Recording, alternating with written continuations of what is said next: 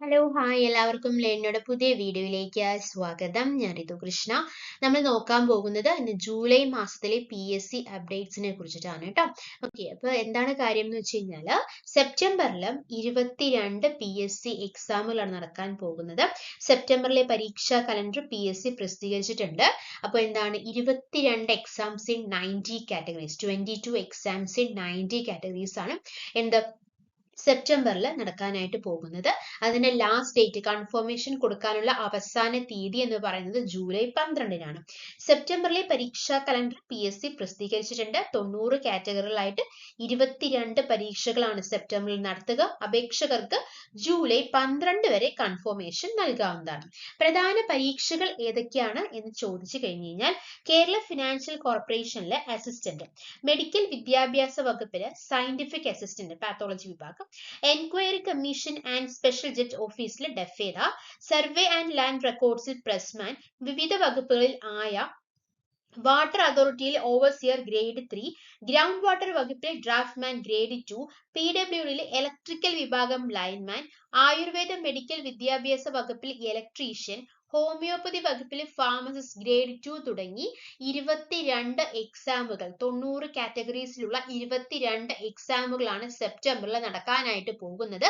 Confirmation കൊടുക്കേണ്ട അവസാന തീയതി എന്ന് പറയുന്നത് ജൂലൈ 12-നാണ്. ഓക്കെ, ഇനി മെയിൻ എക്സാം, അതായത് സെക്രട്ടേറിയറ്റ് അസിസ്റ്റന്റിന്റെ മെയിൻ എക്സാം സെപ്റ്റംബർ 27-നാണ് നടക്കാനായിട്ട് പോകുന്നത്. ഓക്കെ, ഏതൊക്കെ എക്സാമുകളാണ്? അസിസ്റ്റന്റ് അല്ലെങ്കിൽ ഓഡിറ്റർ ഇൻ സെക്രട്ടേറിയറ്റ്, അതുപോലെ തന്നെ division accountant in Kerala general service, പിന്നെ ഏതാണ് division accounts officer NCA in water അതോറിറ്റി, അതുപോലെ തന്നെ എക്സൈസ് ഇൻസ്പെക്ടർ.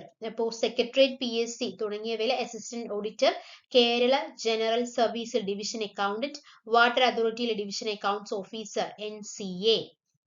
ഇതിന്റെ എല്ലാം മെയിൻ എക്സാമുകൾ സെപ്റ്റംബറിലായിരിക്കും. ഡിവിഷൻ അക്കൗണ്ടന്റ് അതുപോലെ തന്നെ ഡിവിഷൻ അക്കൗണ്ട്സ് ഓഫീസർ പരീക്ഷ സെപ്റ്റംബർ 1-നും, എക്സൈസ് ഇൻസ്പെക്ടർ പരീക്ഷ സെപ്റ്റംബർ 11-നും, അസിസ്റ്റന്റ് ഓഡിറ്റർ പരീക്ഷ സെപ്റ്റംബർ 27-നും ആയിരിക്കും നടക്കുക. ഒന്നും കൂടി പറയാം, division accountant division accounts officer പരീക്ഷ സെപ്റ്റംബർ 1-നും, എക്സൈസ് ഇൻസ്പെക്ടർ പരീക്ഷ സെപ്റ്റംബർ 11-നും, അസിസ്റ്റന്റ് ഓഡിറ്റർ പരീക്ഷ സെപ്റ്റംബർ 27-നും ആയിരിക്കും നടക്കുക.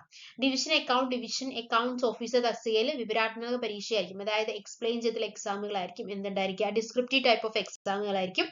ഏതിനുണ്ടായിരിക്കുക? ഡിവിഷൻ അക്കൗണ്ട്സ് ഓഫീസറിന് ഉണ്ടായിരിക്കുക. അപ്പൊ അതിന്റെ ആ എക്സാമിനെ കുറിച്ച് വളരെ ഡീറ്റെയിൽ ആയിട്ട് നമുക്ക് പറയാം. എക്സാം പാറ്റേണിനെ കുറിച്ച് പറയാനാണെങ്കിൽ Kerala PSC division accountant exam pattern എന്താണ് പറയാനുള്ളത്? 3 സ്റ്റേജുകളായിരിക്കും ഉണ്ടായിരിക്കുക. ആദ്യത്തേന്ന് പറയുന്നത് പ്രിലിമിനറി OMR ടെസ്റ്റ് ആണ്. അത് കഴിഞ്ഞല്ലോ. ഇനി ഡിസ്ക്രിപ്റ്റീവ് ടെസ്റ്റ് ആയിരിക്കും രണ്ടാമത്തെ. പിന്നെ പേഴ്സണൽ ഇന്റർവ്യൂ, അതുപോലെ തന്നെ ഡോക്യുമെന്റ് വെരിഫിക്കേഷൻ. ഈ പേഴ്സണൽ ഇന്റർവ്യൂവിൽ തന്നെ ആയിരിക്കും ഡോക്യുമെന്റ് വെരിഫിക്കേഷൻ ഉണ്ടായിരിക്കുക. സോ ആദ്യത്തെ എന്ന് പറയുന്നത് പ്രിലിമിനറി OMR ടെസ്റ്റ് ആണ്. പിന്നെ ഏതാണുള്ളത്? ഒരു ഡിസ്ക്രിപ്റ്റീവ് ടെസ്റ്റ് ആണ്. അതിനുശേഷം പേഴ്സണൽ ഇന്റർവ്യൂ, അതുപോലെ തന്നെ ഡോക്യുമെന്റ് വെരിഫിക്കേഷൻ.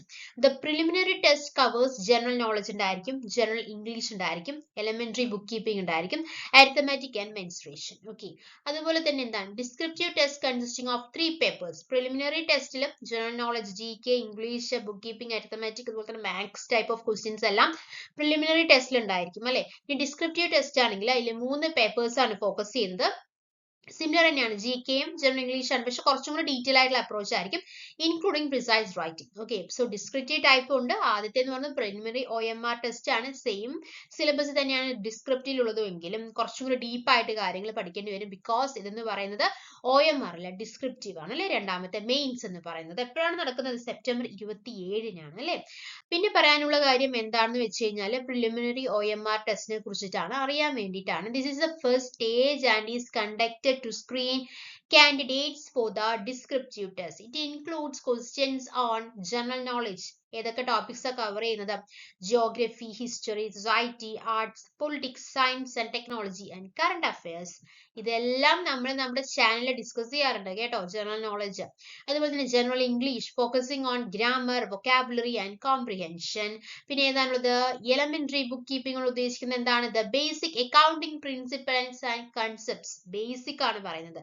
അക്കൗണ്ടിങ്സിന്റെ അല്ലെങ്കിൽ അക്കൗണ്ടന്റിന്റെ ബേസിക് പ്രിൻസിപ്പിൾ ആണ് നമ്മൾ ഇതില് എലമെന്ററി ബുക്ക് കീപ്പിംഗിൽ പറയുന്നത്. Arithmetic and menstruation, including topics like number system, profit and loss, percentage, simple and compound interest, statistics, geometry and trigonometry. So preliminary OMR test ലെ ഇത്രയും സംഭവങ്ങളാണ് അല്ലെങ്കിൽ ഇത്രയും സബ്ജക്റ്റുകളാണ് അത് കൈകാര്യം ചെയ്യുന്നത് അല്ലെ. General English, general knowledge, elementary book keeping, arithmetic and mensuration. അടുത്തത് യെസ് ബേസിക് ഓഫ് കമ്പ്യൂട്ടർ ഉണ്ടായിരിക്കും കേട്ടോ, covering hardware, software, operating system and networks അല്ലെ. അടുത്തത് എന്താണ്? ഡിസ്ക്രിപ്റ്റീവ് ടൈപ്പ് ആണ്. ഡിസ്ക്രിപ്റ്റീവ് ടെസ്റ്റ് ആണ് എക്സാം കഴിഞ്ഞ് വരാൻ പോകുന്നത്. Candidates who clear the preliminary test become eligible for this stage, which typically comprises 3 papers. 3 paper ആണ്. Paper 1 general knowledge, precise writing and general English, paper 2 elementary bookkeeping and paper 3 arithmetic and mensuration. Same paper തന്നെയാണുള്ളത്, പക്ഷെ എന്തായിരിക്കും detail ആയിട്ടുള്ള answers ആണ് നമുക്കിവിടെ വേണ്ടത് അല്ലെ. The descriptive test enquires detailed answers and can include questions like precise writing from reports and detailed analysis of accounting concept.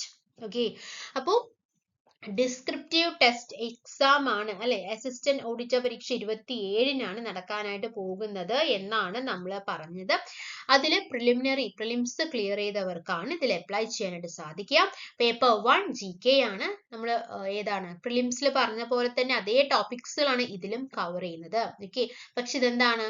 The descriptive test requires detailed answers, can include questions like precise writing from reports and detailed analysis of accounting concepts. അടുത്തത് personal interview ആണ്. Personal interview and document verification ആണ്.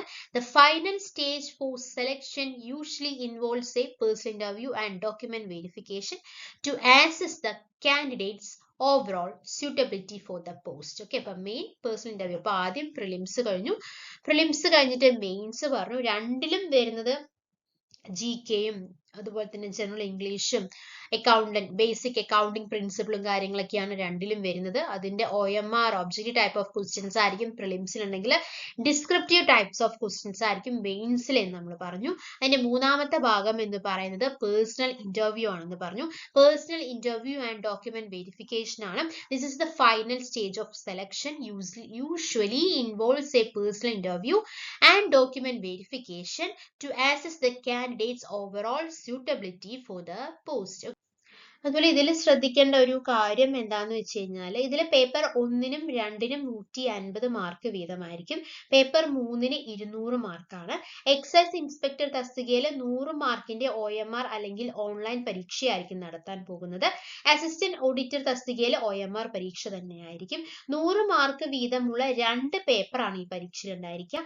Main പരീക്ഷ എഴുതുന്നവർ confirmation നൽകേണ്ട കാര്യമില്ല എന്നുള്ള കാര്യം കൂടി അറിഞ്ഞിരിക്കുക കേട്ടോ. അപ്പോൾ നമ്മൾ വളരെ ഡീറ്റെയിൽ ആയിട്ട് കാര്യങ്ങളെല്ലാം ഡിസ്കസ് ചെയ്തു. നിങ്ങൾക്ക് എല്ലാവർക്കും ഉപകാരപ്പെട്ടു എന്ന് വിചാരിക്കുന്നു. അപ്പം ജൂലൈ 12 വരെ കൺഫർമേഷൻ നൽകാവുന്നതാണ്. 22 എക്സാമുകളാണ് സെപ്റ്റംബറിൽ നടക്കാനായിട്ട് പോകുന്നത്. So all the very best. Thank you. Thanks for your time. By.